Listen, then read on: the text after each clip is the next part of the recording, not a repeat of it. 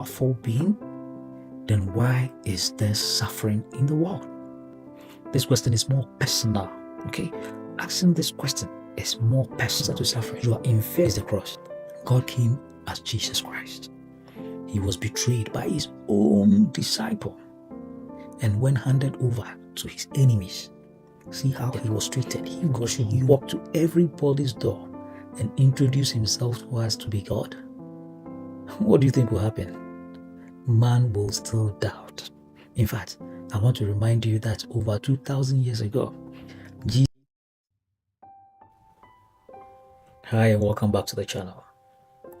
As a continuation of the subject about the existence of God, I want us to examine who an atheist is and answer some of the bases by which they claim to be an atheist. According to the Merriam-Webster dictionary, an atheist is a person who does not believe in the existence of God or any gods. The Britannica also describes atheism as the critique and denier of metaphysical beliefs in God or any spiritual being. Atheism is different from agnosticism, which leaves open the question of whether there is a God or not. Many philosophical atheists like Lucretius and Diagoras have battled with the argument about the existence of God. To continue, we define God as having these four attributes. 1. All-powerful being. 2. Full of wisdom. 3. Worthy to be worshipped. 4. Creator of the universe. As such, to an atheist, there is no entity or deity who is an all-powerful being, who is full of wisdom, worthy to be worshipped, and creator of the universe. The Western tradition of philosophical discussion of the existence of God began with Aristotle and Plato, who brought out arguments for the existence of a being responsible for the functioning of the universe, hence the phrase the unmoved mover. Other philosophers who argued for the existence of God include Saint Anselm, Thomas Aquinas, René Descartes, and John Calvin. When you go to the Islamic religion, there are philosophers like Averroes, Al-Ghazali, and Al-Kandi who argued for the existence of God. In following a 2020 philosophical survey, that is the Phil Paper survey, it was noted that 66.95% of philosophers of religion accepted atheism, while 18.93% they support theism. This reminds me of what Jesus said in Matthew chapter 7, 13 to 14. And I read from the Bible. Enter through the narrow gate, for wide is the gate and broad is the road that leads to destruction, and many enter through that wide and broad road. Verse 14, it says, but small is the gate and narrow the road that leads to life, and only few find it. One of the most common atheist statements is that there is no evidence for God's existence. When I hear this, I begin to ask myself, what evidence do they want? Physical or spiritual? Do they want physical evidence or spiritual evidence showing that God exists? All that I can point to you about this question in terms of physical evidence is to look carefully around you.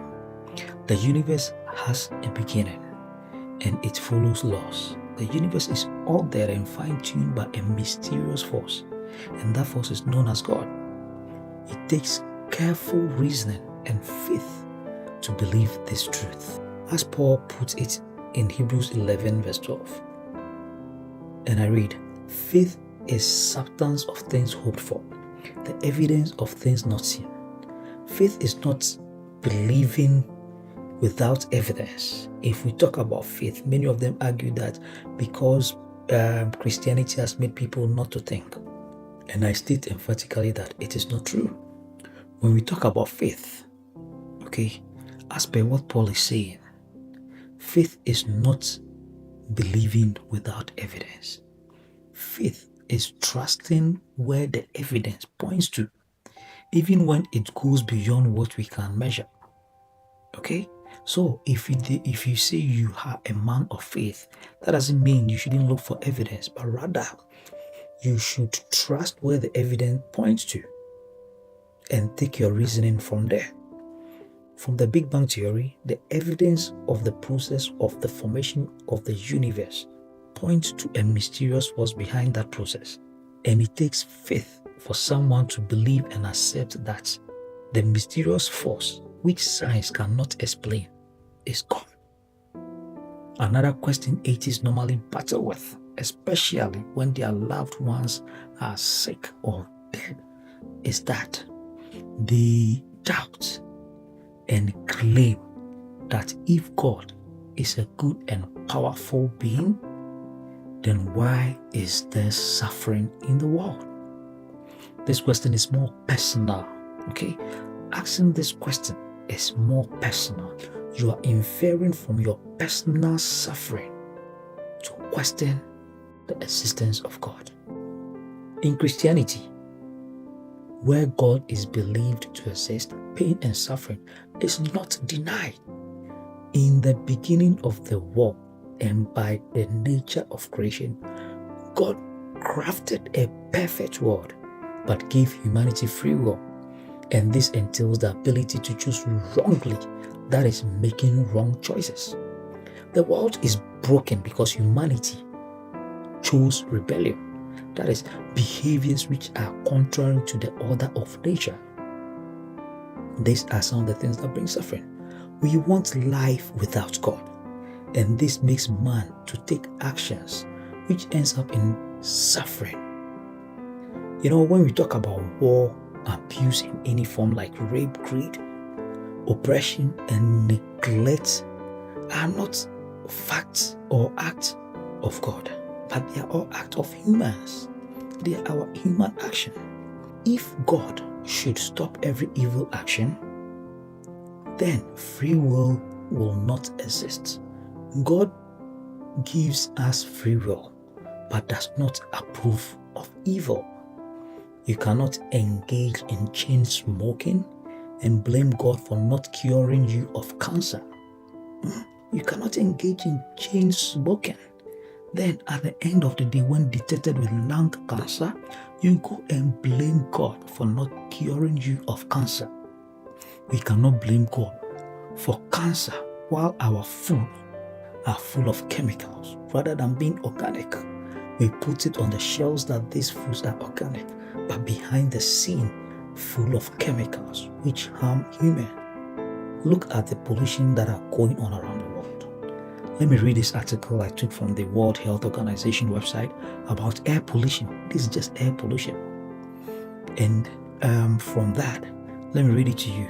It reads, ambient, okay, that is outdoor air pollution in both cities and rural areas is causing fine particle matters which results in strokes, heart diseases, lung cancer, acute and chronic respiratory diseases. Additionally, around 2.1 billion people are exposed to dangerous levels of household air pollution while using polluting open fire or simple stoves for cooking, fueled by kerosene, biomass, that is wood, animal, okay, and crop waste and coal. The combined effect of ambient air pollution and household air pollution is associated with 7 million premature deaths annually.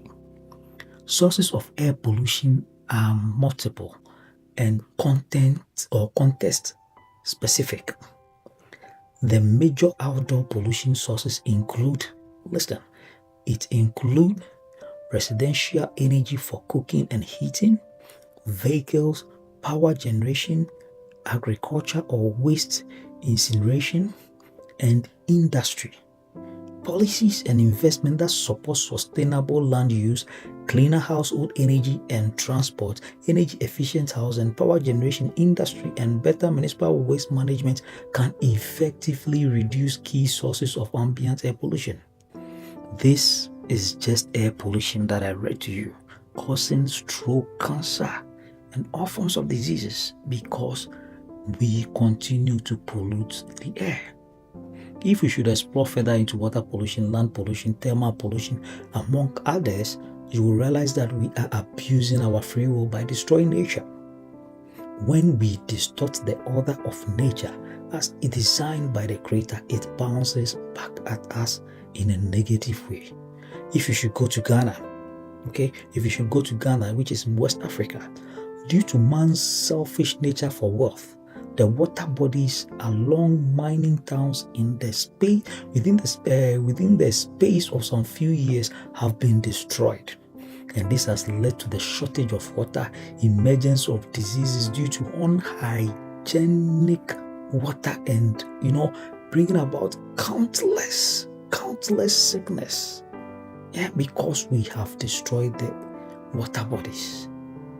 And according to experts, it will take over 10 years for that water to be restored back to its natural state. The list of man's negative exploit on nature and its consequences on man's health and life expectancy is countless. Why are there wars in Africa, Europe, the Middle East, among other places? The simple answer is man's struggle for supremacy or power, not God, but man. So, if you're asking the question, why is God allowing suffering as a good God? God has not allowed any suffering. He has given man free will, and the choices that we make brings the consequences that we are experiencing. The sad part is the innocents are affected by the adverse decision taken by the few who are in power. When it comes to the issue of pain and suffering, God did not promise us a world free of that, but also shared in this by suffering death in the person of Jesus Christ.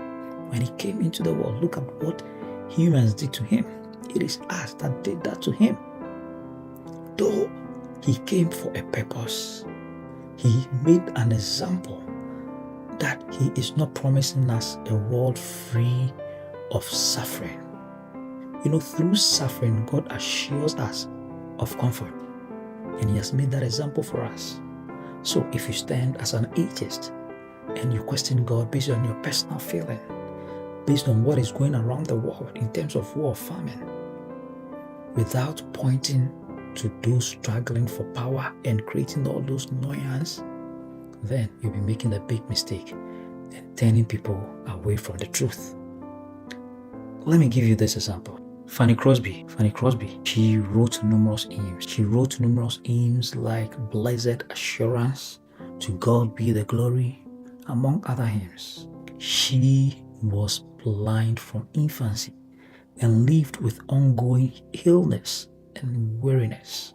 Yet when asked why would a loving God allow her to be blind, she answered beautifully, "If I had a choice, I would choose to be blind again, because when I get to heaven, the first face I will ever see will be the face of Jesus." She had hope. The hope I'm talking about, that God assures us that through all his suffering, we should have comfort in them, because he never promised us a world that is free of suffering. She did not deny her suffering, okay? That is, Fanny Crosby did not deny her suffering, but shaped her faith. Her faith, which is not based on blindness, but pointing to where the evidence is. Pointing to where the evidence is through her suffering. So why should you give up on God after going through some dark season? Christians, our answer to suffering is the cross. God came as Jesus Christ. He was betrayed by his own disciple, and when handed over to his enemies, see how he was treated. He was humiliated. He was beaten severely and was crucified. This shows that God bears it for our freedom and salvation. He has made that example for us. through Jesus Christ for us to understand that this world is not free from suffering. You will go through some dark spot. You will go through some suffering. But remember, through that suffering, there is hope. If you don't have that hope, then you are walking in this world like a chaff. It blows, the wind blows into any direction. Now, here is a question I want to pose to all atheists out there. This is not to mock anyone, but to invite them to reflect deeply. Okay? If God does not exist, then who holds the ultimate authority over life itself? If God does not exist, who holds the ultimate authority over your life, over life itself? I presume to atheists without a higher authority in their life, they are claiming to be their own highest authority. Okay, they are claiming their own highest authority. Okay, so if they are claiming they are their own highest authority because they don't acknowledge any higher authority, then why can't they control their own growth? Stop growing. Why can't they stop aging? Why can't you prevent death? Live forever like a stone. Live forever. No one chooses when they are born, how long they will live, and when their heart will stop beating. No one. If you show me one, I'll be happy to know and learn more from that person. Let's take Friedrich Nietzsche. Okay? He was famously known for the metaphorical phrase that God is dead. And he was an atheist. Later in his life, as an atheist, later in his life, he developed stroke and mental illness and could not survive death. He was not able to control his growth, aging, and death. This implies that there was an ultimate authority in charge of his life. The Christian faith is special as it begins with the humility and admission that I am not God. The first step to becoming a Christian is the surrendering of your will that there is a God that is above you. So they ask you to raise your hand and receive Christ. That is humility and admission that I am not God. Atheists, they also defend themselves by saying that people can be good without God.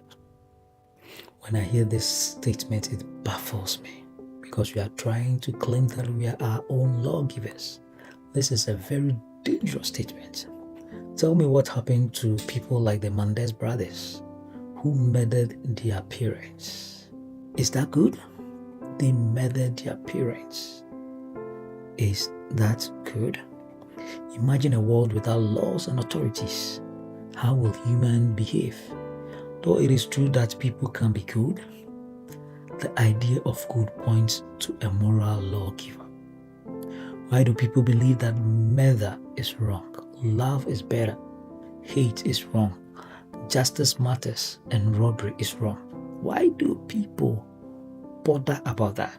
It is because there is a moral lawgiver who has established those laws. In every society, and I emphasize on the word every, even those without civilization or knowledge of any formal education or technology, uncivilized societies, they are governed by laws and rules, which includes murdering and stealing as being wrongful behavior. Before Western civilization came to most African societies and even around the world, those small villages, they have their laws that govern them because they believe in the moral lawgiver. And part of those laws include murder being wrong, stealing being wrong. So where did they get that from? The question is, who taught them that? cast your mind back to the Stone Age where moral laws like stealing and murder are prohibited and punishable. Where did they get those societal norms from? It is part of the design that the moral lawgiver placed in man. Another interesting question asked by atheists is that if God exists, why is he silent? If God exists, why is he silent? I want to point to you, God is not silent. He interacts with us every day through his creation. If God is to have a house on the mountain, okay, let me put this to you. If God is to have a house on Mountain Everest, imagine the number of people that will line up or book an appointment to meet him, and not to talk about those who plot against him. If we should all have access to President Trump, Putin, please tell me what you think will happen. Everybody in this world have access to them freely. Think of what will happen. Will they be able to contain? See, even if God should speak to us from the sky, some will even doubt that it is God speaking. If God should walk to everybody's door and introduce himself to us to be God, what do you think will happen? Man will still doubt.